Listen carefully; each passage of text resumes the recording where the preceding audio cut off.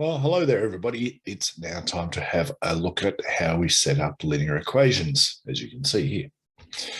All right, to do this, one thing we have to remember, we only have equations with one unknown. It can be any pronumeral, x, y, z, p, whatever, but we only have one. No x's and y's, no combinations. All right? So essentially, they're expressions. To do this, let's have a look at an example. First up, a number is added to 4, giving a result of 11. Pretty straightforward sentence. Now, we're going to start with our variable. So our variable here we don't know. A variable is our unknown, obviously. And in this case, it just says a number. So traditionally in maths, we use x as our variable. So there it is. There's an x. Next bit, we continue on with the next part, which is attached to this part of the variable. So it says, is added to 4. Okay, so that means we have our x and we add 4 to it. Straightforward. And finishing off, continue till we're all done. So giving a result of 11, which is the same way as saying equals 11. It's pretty straightforward. There's our equation. Done. It's not that hard, is it? All right, let's have a look at another example. Sometimes the question is hidden in a lot of other stuff like this one. So the year 11 physics class wants to run an excursion to Luna Park. There are 20 students in the class and the total cost of the excursion is $350. Write an equation that allows you to find the cost for each student. All right, so it's the same process though. Start with a variable. So where's our variable in here? We have write an equation that allows you to find the cost to each student. So that's our variable, the cost. Now, we use C for cost. Why not? Just a random thing. Next part, what do we need? So we probably need to know how many students there are. So there are 20 students in the class. So 20 times the cost. So 20 times C times 20. It's actually, you can write it like that, but when you're dealing with times, remember in algebra, we normally put the number, the coefficient in front of the C. So in this case, it's 20C. The last part of the equation in the class, and the total cost of the excursion is $350. So that's going to be, that equals 350 over here. Nice and straightforward, but you can see how much stuff is there that doesn't have anything to do with the actual equation. We just need to be able to pull out the little bits that we need. So the answer, what's involved, and our variable in the other order. The variable first, obviously. What do you do to the variable? And then what it equals on the other side. It's a better way to think about it. All right. So we're done. There's our equation. And what that allows us to do, of course, is solve for that variable. We can figure out what the cost is to each student. So by that, we need to get rid of that 20. That's 20 times C. Do the opposite. We get 350 divided by 20, which, of course, is $17.50 per student. That's not a bad trip to Luna Park. Now, these are worded examples. Let's have a look at a couple of pictures, which are pretty common. Okay. Find the perimeter of the following shapes. Well, there's one here. We'll do another one in a minute. We have a rectangle. We have an n+2 and an n. And we have a total perimeter of 48. So there's our information. How do we find the perimeter? We have to, add all the sides. So before we do that, though, we have to add all the sides. We've got an n there. We've got an n+2, but we haven't got anything on these two sides. One of the biggest problems we see is people forget to check that there's a measurement on each side. So we have to go back here. If this side's n, then this side over here is n as well. If this side is n+2, being a rectangle, that means this one is n+2 too.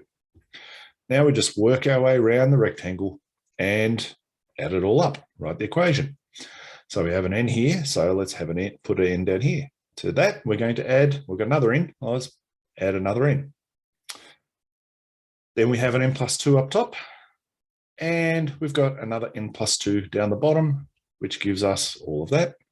That's our 4 sides added together, which adds up to 48 centimeters. Now we have to simplify a little bit. So we'll do our n's first, our variables first. There's 1, 2, 3, 4 n's. So we write that as 4n. Now the numbers, 2 plus 2, of course, is 4, equals the 48. Voila, there's our equation. Nice and simple.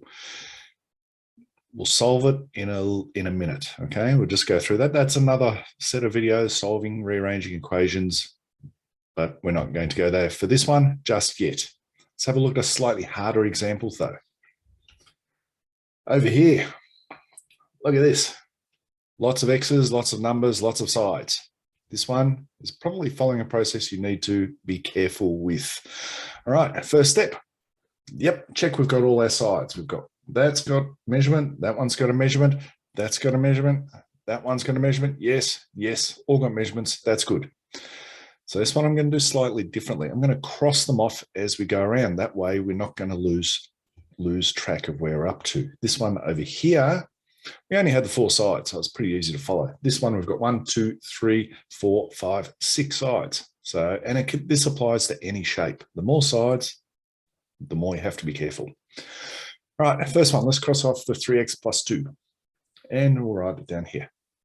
What comes next? We'll do the x plus 5. Voila. Now this side, 2 is gone.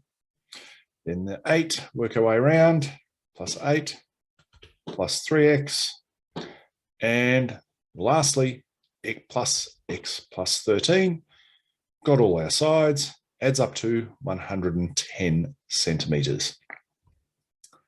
Right, now we have to combine all of these x's. So let's see, we've got 3 x's there, we've got another x is 4, plus another 3 is 7 x's, plus another x is 8 x's all up.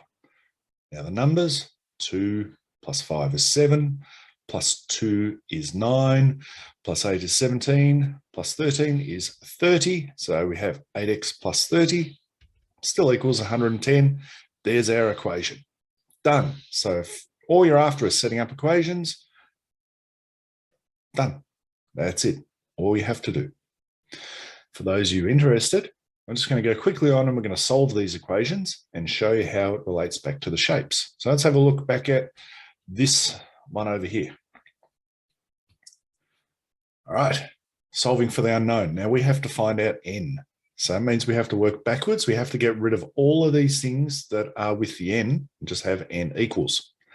To do that, again, another set of instructional videos somewhere on the internet.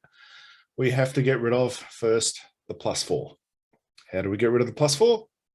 Obvious, minus 4. But to minus 4 there, we have to do it over here as well. So 4 take away 4 disappears. We're left with the 4n. 48 take away 4 is 44. Now you see how we've lined up the equal signs. Makes it really easy to follow. What do we have to get rid of now? This 4. Now it's 4 times n. The opposite of 4 times is divide. So correct. We're going to divide by 4 on both sides. So 4 divided by 4 cancels, leaving with us with n. And 44 divided by 4 is, of course, 11. Straightforward. Now, what does that mean? N equals 11. Well, that comes back up here to the diagram. So if n equals 11, that means that side there is 11 and that side there is 11. Top one up here, n equals 11. So 11 plus 2 is 13. And down here, it's 13 as well. We can double check to make sure that our answer is correct.